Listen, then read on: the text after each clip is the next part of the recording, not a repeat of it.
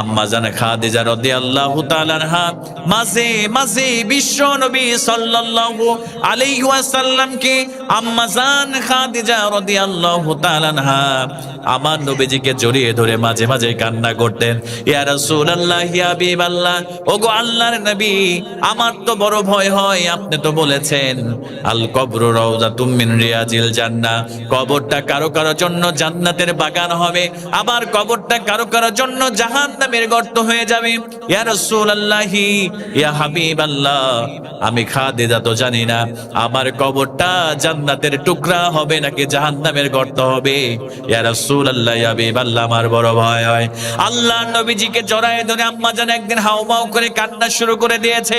ইয়া রাসূলুল্লাহ, ইয়া হাবিবাল্লাহ, আমার ওই কবরের জন্য বড় ভয় হয়। আপনি তো বলেছেন কবরের মধ্যে সাপ আছে, কবরের মধ্যে আল্লাহ আযাবের ফেরেশতা নাজিল করবে। কবর যখন একজন গুনাহগার ব্যক্তিকে যখন মাটির কবরগুলো চাপ দিতে থাকবে, হাড়গুলো এক পাশ থেকে আরেক পাশে চলে আসবে। ইয়া রাসূলুল্লাহ, ইয়া হাবিবাল্লাহ, আমার বড় ভয় হয়, আমার বড় চিন্তা হয়, আমার বড় টেনশন হয়। ইয়া রাসূলুল্লাহ, ইয়া হাবিবাল্লাহ, আমার সঙ্গে ওই কবরটা কেমন আচরণ করবে আমি জানি না। ওগো আল্লাহর নবী, ওই কবরের আযাব থেকে বাঁচার জন্য আপনার কাছে আমি তিনটা জিনিস চাই। আল্লাহ নবী বললেন, খাদিজা রে, ইসলামের জন্য, দ্বীনের জন্য তোমার জীবনে সব দিয়ে দিয়েছো। ও খাদিজা, আর তুমি মাত্র তিনটা জিনিস চাইবে, আমি নবীজি দেব না তাও হতে পারে না। খাদিজা বলো, কোন তিনটা জিনিস চাও রে খাদিজা? আমার কাছে বলো, আমি নবী তোমাকে দিয়ে দিব।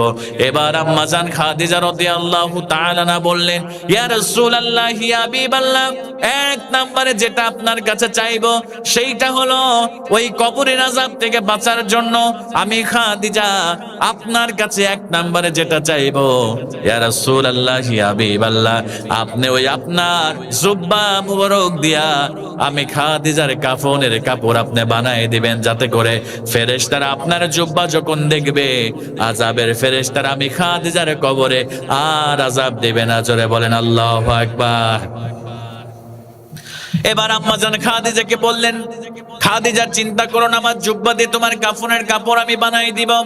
এবার আমার নবীজিকে আম্মা জান খাদিজা বললেন, ইয়া রাসূলুল্লাহ, ইয়া হাবিবাল্লাহ, দুই নম্বরে আমার কবর যখন খনন হয়ে যাবে গো আল্লাহর নবী, আপনি তখন আমার কবরের মধ্যে নামবেন, নামার পরে আমার কবরের মধ্যে আপনার পিঠটা লাগাই দিবেন। আল্লাহর নবী বললেন, টেনশন করো না খাদিজা, লাগাই দেব। এবার আমার নবীজিকে তিন নম্বরে বললেন, ইয়া রাসূলুল্লাহ, ইয়া হাবিবাল্লাহ, কবরের মধ্যে তিনটা প্রশ্ন করা হবে, মার রব্বুকা ওয়া মান নাবিয়ুকা ওয়া মা দীনুকা। ইয়া রাসূলুল্লাহ, আমি ওই প্রশ্নের জবাব দিতে পারবো না। ওগো আল্লাহর নবীজি, আপনি আমার পক্ষ থেকে ওই তিনটা প্রশ্নের জবাব আপনি রাসূল দিয়ে দিবেন। আমার নবীজি বললেন, খাদিজা টেনশন করো না রে খাদিজা, আমি রাসূল তোমার তিনটা প্রশ্নের জবাব দিয়ে দিব। এবার আম্মা জান খাদিজা ইন্তেকাল করলেন। আমার নবীজি নিজের জুব্বা দিয়া আম্মা জানের জন্য কাফনের কাপড় বানায় দিলেন।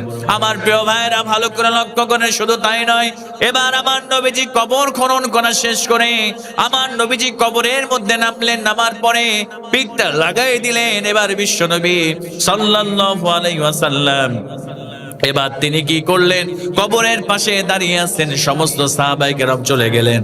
হযরত আবু বকর এসে বলে, ইয়া রাসূলুল্লাহ, ইয়া হাবিবাল্লাহ, চলেন ঘরে ফিরে যাই।